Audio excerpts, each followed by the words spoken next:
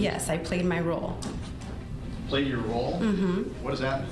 Meaning I cleaned and I did everything else. After this open confession, it seemed like the end for Cheyenne, but it was only the beginning of a far more disturbing chapter. Secrets once buried with Aaron Hernandez began to surface, piece by piece, pulling her deeper into a story no one fully understood. So let's break down what actually happened and the charges that came her way.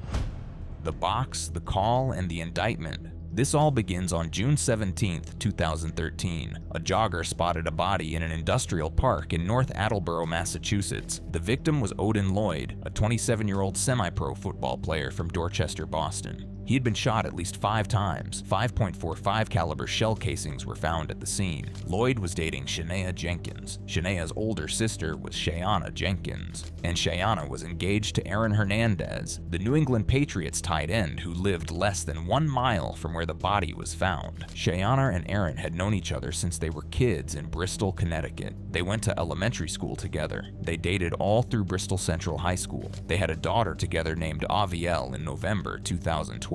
Aaron had proposed to her 1 month before that. They were planning a wedding in California for 2014. That California wedding never happened. Police arrested Aaron on June 26, 2013. They charged him with the murder of Odin Lloyd. The Patriots cut him from the team within hours, and the questions about Cheyenne started right away. Investigators wanted to know what she knew. They wanted to know what she saw the night Lloyd was killed. They wanted to know about phone calls. They wanted to know about guns inside the home. They wanted to know about her movements after Aaron had come back from the industrial park, and the focus kept coming back to one thing: a box. According to court records and trial testimony, on the morning after Lloyd's body was found, Aaron called Cheyenne from his lawyer's office. He told her to go down to the basement of their home. He told her to take a specific box out of the house. He told her to throw it away. Cheyenne did what he asked. She picked up the box. She walked it out of the house. She put it in her car. She drove away from the home. She found a random dumpster. Then she threw the box inside without ever looking at what was in it. Prosecutors believed the box held the murder weapon. They believed it was a .45 caliber Glock that matched the shell casings at the scene. The weapon was never recovered. They also believed Cheyenne had helped Aaron get rid of evidence in a murder case. Police searched the Hernandez home in the days after Aaron's arrest. They found that the home security system hard drive had been smashed. They found that the home had been cleaned. They tracked down a second apartment Aaron had been renting in Franklin, Massachusetts that he had not told Cheyenne about. Inside that apartment, police found ammunition, clothing, and other items linked to the case. In August 2013, prosecutors brought Cheyenne in front of a grand jury in Bristol County. She was asked dozens of questions about the night Odin Lloyd was killed. She was asked about the box. She was asked about phone calls between her and Aaron. She was asked about guns inside the home. She was asked about money that may have moved between people in Aaron's circle. She was asked about her sister Shania's relationship with Lloyd. Prosecutors say her answers did not match the evidence they had already collected. They say she lied around 29 different times during her grand jury testimony. So in September 2013, the grand jury hit her with a perjury indictment. That made Cheyenne Jenkins the first person in Aaron Hernandez's inner circle to face a criminal charge tied to the Odin Lloyd case. She was not charged with murder. She was not charged as an accessory after the fact. She was charged with 1 count of perjury. Her lawyer at the time pushed back. He called the charges silly. He said Cheyenne and Aaron had what he described as a don't ask, don't tell kind of relationship at home. He said she could not lie about things she did not know about in the first place. Cheyenne pleaded not guilty, and then she waited. She waited while Aaron sat in jail. She waited while 2 of his friends, Ernest Wallace and Carlos Ortiz, were also charged in connection with Lloyd's death. She waited while another member of Aaron's family, his cousin Tanya Singleton, was charged with helping after the fact. She waited while reporters lined up outside the courthouse every time her name came up. She waited while the prosecution slowly built its case using a chain of surveillance footage, DNA evidence, cell tower records, and the timeline of that one night in June 2013. Aaron's trial for the murder of Odin Lloyd began in late January 2015 in Fall River, Massachusetts. Cheyenne was there for almost every day of it. She sat in the front row. She kept her composure. She watched as prosecutors laid out a timeline that placed Aaron, Wallace, and Ortiz at the scene of Lloyd's death. She watched the home video that placed her own house at the center of the prosecution's case. She watched footage from her own home played in front of strangers. She heard her own voice on phone records being read into the official record of a murder trial. But the prosecution still needed her on the witness stand. They needed her to talk about the night of the murder. They needed her to talk about that box. They needed her to talk about the phone call from the lawyer's office. They needed her to talk about money. They needed her to talk about guns in the house. So in February 2015, prosecutors made her an offer. They granted her immunity from prosecution for anything she said on the stand. The only thing the immunity did not protect her from was perjury itself. That meant she still had to tell the truth. But whatever truth she told, she could not be charged for it later. She took the stand in March 2015. She wore a dark outfit. She kept her voice steady. She faced the man she planned to marry, sitting just feet away from her at the defendant's table. This is the testimony that some people would later argue amounted to a confession. This is the testimony that would later be cited in arguments that she had played a part in a cover-up. And this is where the story of Shayana Jenkins as a defining name in the Odin Lloyd case really took shape. On the stand under oath, when Shayana Jenkins walked into that Fall River courtroom in March 2015, she carried a kind of weight that almost no other witness in the case carried. She was the woman who had built a life with the man on trial. She was the mother of his only child. She was the one who knew his routines, his habits, and his temper, and now she was being asked to walk a jury through the most damaging night of his entire existence. The question started with the basics. Prosecutors asked her about her relationship with Aaron. She admitted that she and Aaron had a complicated dynamic. She admitted that Aaron had been unfaithful at points. She used a phrase that quickly became one of the most quoted moments of the trial. She described their understanding as a kind of don't ask, don't tell approach to his behavior outside the home. She admitted that she had once moved out of the house after finding messages on his phone. She admitted that she had eventually moved back in because she wanted to keep their family together for Avielle. She admitted that she had been aware of guns being inside the home at various points, even though she had not known the exact details of every weapon Aaron. Then prosecutors asked her about June 18th, 2013.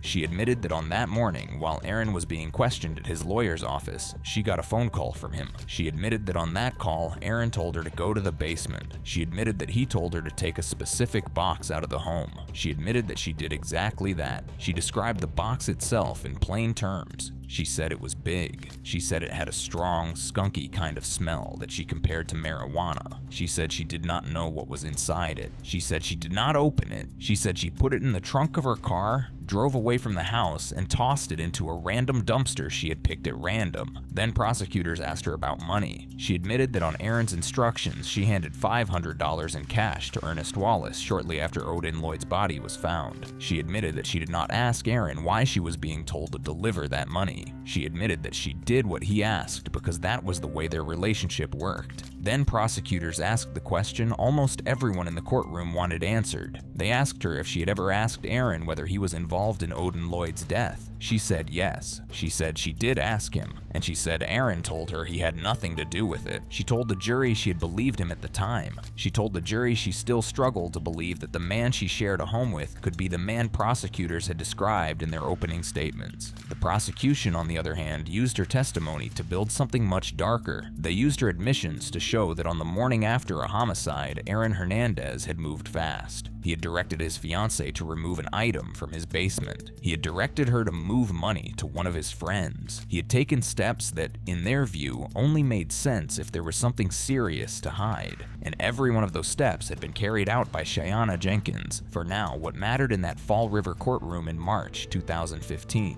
was that the jury had heard the woman closest to Aaron Hernandez describe a series of post-murder actions that she had carried out in his orbit. The jury had heard her name guns. The jury had heard her name money. The jury had heard her name a box. The jury had also heard her describe a relationship in which Aaron made decisions and she carried them out. When her testimony wrapped up, Shayana walked out of the courtroom and went back to the gallery. She sat through the rest of the trial. She sat through the closing arguments. She sat through the long days of waiting for the jury to come back with a verdict. She also went home each night to a daughter who was still too young to fully understand what was happening to her father. Her lawyer had been clear from the start about how he planned to handle that charge. He had argued that the prosecution was using it as leverage to make sure she showed up and told the truth on the stand. Once she had told the truth, the leverage would no longer be needed. That theory was about to be tested. Aaron's trial was about to reach its verdict, and the moment that verdict came down, the focus would shift, even if only for a brief window, to what would happen next with the woman who had stood beside him through every minute of it.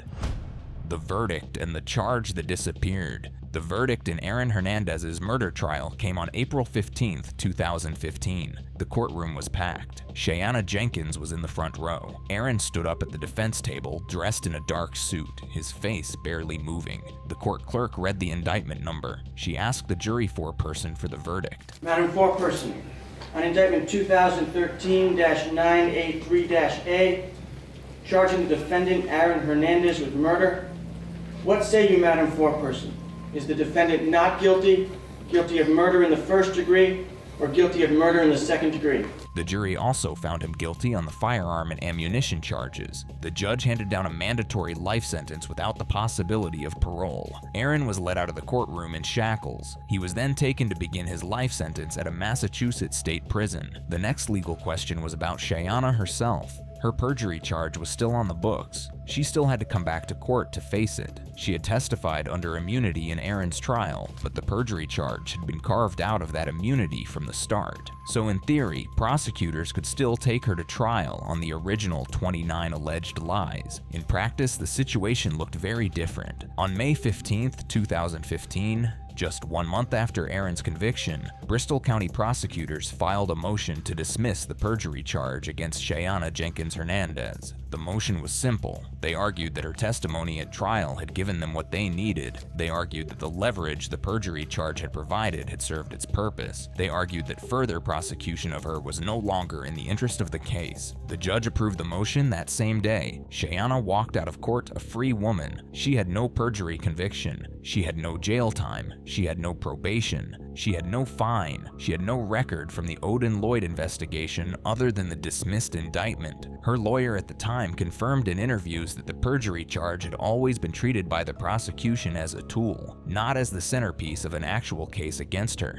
Once the prosecution had what it needed for Aaron's trial, that tool was set down. This is one of the most overlooked pieces of the entire Cheyana Jenkins Hernandez story. Across the years that followed, you would still see headlines and social media posts that referred to her as a woman who had faced criminal charges. That part was technically true. She had faced one charge. It had been dismissed. There had been no conviction and no sentence. You would also see commentators describe her as the woman who had confessed to helping cover up a murder. That framing was based on the testimony she gave under immunity. It is the kind of statement that sounds correct on the surface but breaks down quickly under closer review. She did not confess to a crime. She described actions that prosecutors argued could amount to a crime if they had the legal ability to charge her for them, which they did not. The only criminal charge she ever faced in connection with Aaron Hernandez was that single perjury count, and it was dismissed in May 2015 without any conviction or sentence. That is a hard fact. It does not match the way her name sometimes shows up in casual coverage, but it is the legal reality. In the months after Aaron's conviction, Cheyana mostly disappeared from the cameras. She was raising Aviel, who was still a toddler. She was dealing with the long fallout of Aaron's NFL contract being voided. The $40 million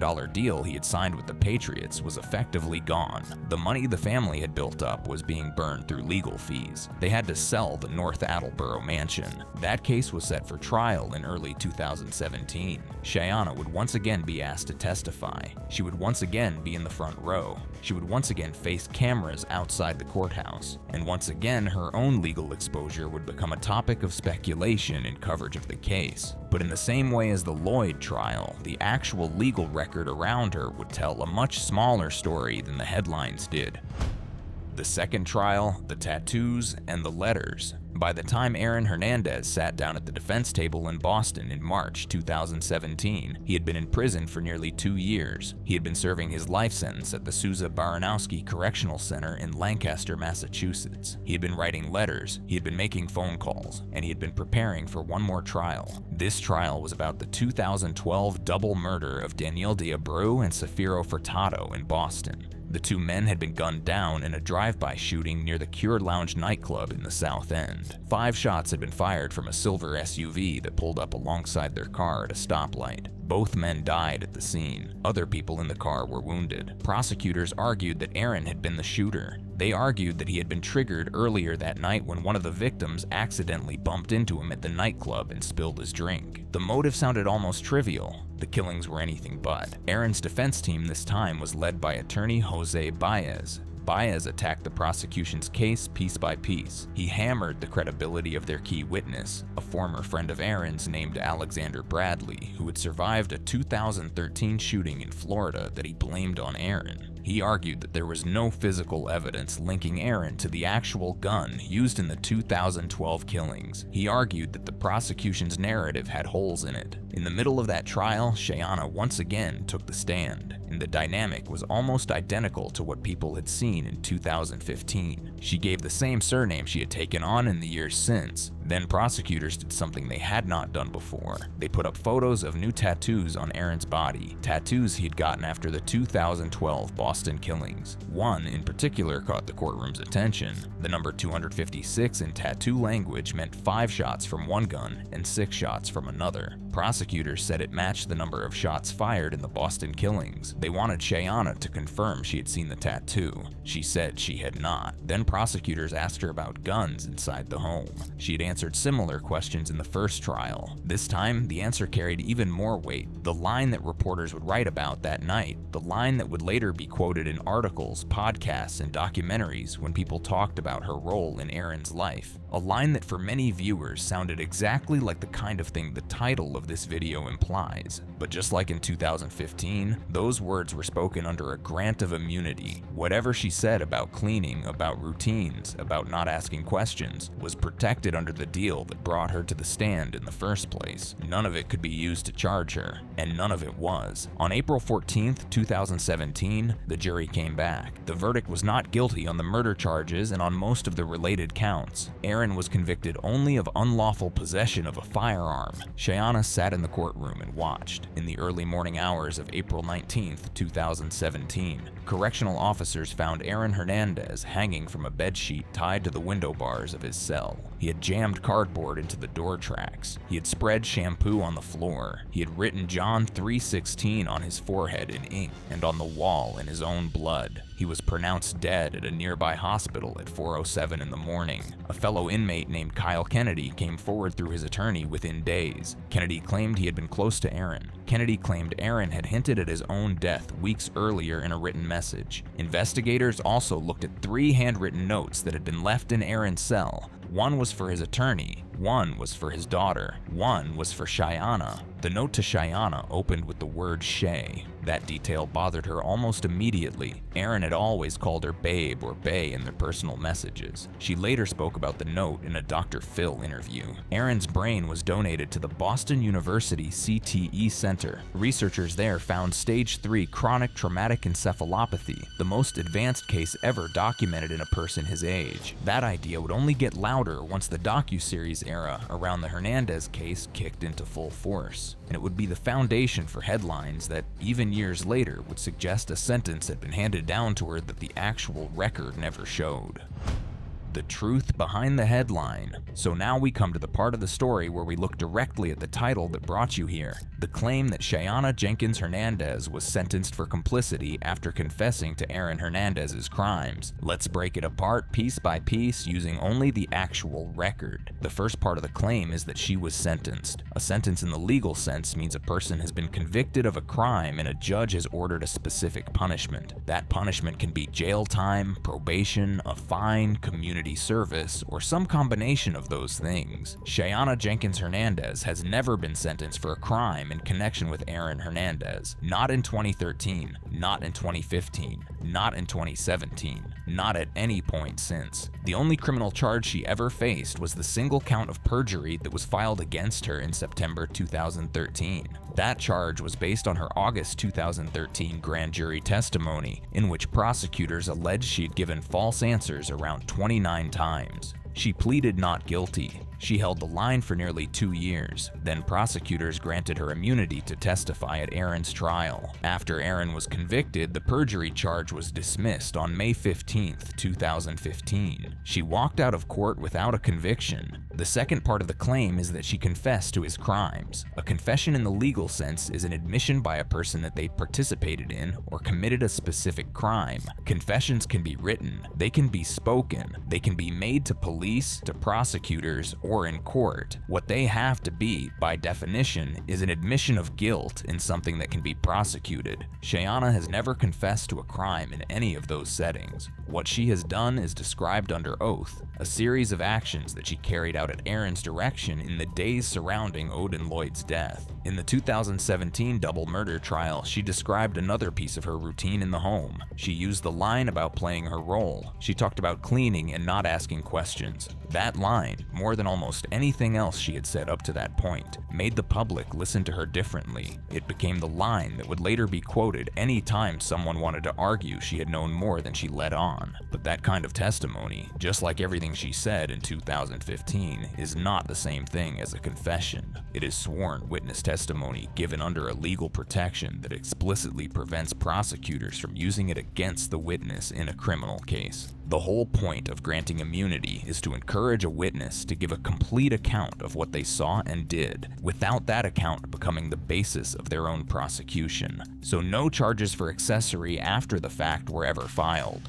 No charges for obstruction were ever filed. No charges for conspiracy were ever filed. No charges for hindering prosecution were ever filed. The third element worth examining is the framing that she has somehow accepted guilt over the years. In multiple public interviews, including her appearance on Dr. Phil in 2017 and her participation in the 2020 Netflix docuseries Killer Inside: The Mind of Aaron Hernandez, Cheyana has repeatedly expressed her belief that Aaron was misunderstood, her ongoing love for him as the father of her daughter, and her own innocence in the matter of Odin Lloyd's death. She has also spoken about the things she wishes she had known. She has dealt with her own legal battles since 2017, but those battles have all been civil, not criminal. The most significant of them is the ongoing trust fund dispute over Aviel's estate, which has been playing out in conservatorship court. A court-appointed trustee has accused her of misspending funds intended for Aviel on personal items and lifestyle expenses. Cheyana has denied wrongdoing and has argued that the spending has gone toward a stable life for her children. None of that has resulted in criminal charges. None of it has resulted in a sentence of any kind. It is a civil family matter playing out under the kind of court oversight that often comes with large minor trust funds. Today, Cheyana lives in the New England area, works as a licensed insurance broker for Symmetry Financial Group, and runs an event planning business called Mommy and Me LLC. She has a second daughter named Giselle from a later relationship. She has not been arrested. She has not been charged with anything new. She has not stood in front of a judge to receive a sentence for complicity in any of the crimes Aaron was ever accused of. So if you came into this video expecting to hear that Cheyana Jenkins Hernandez had finally been brought to justice for her role in Aaron Hernandez's case, the answer is that no such moment ever happened. The headline you may have read or seen does not match the public record. The full story of Cheyana Jenkins Hernandez is still unfolding in real time. Whatever the future of her name in the public eye looks like, it will be shaped by what she does next, not by what a headline says about a sentencing that never came.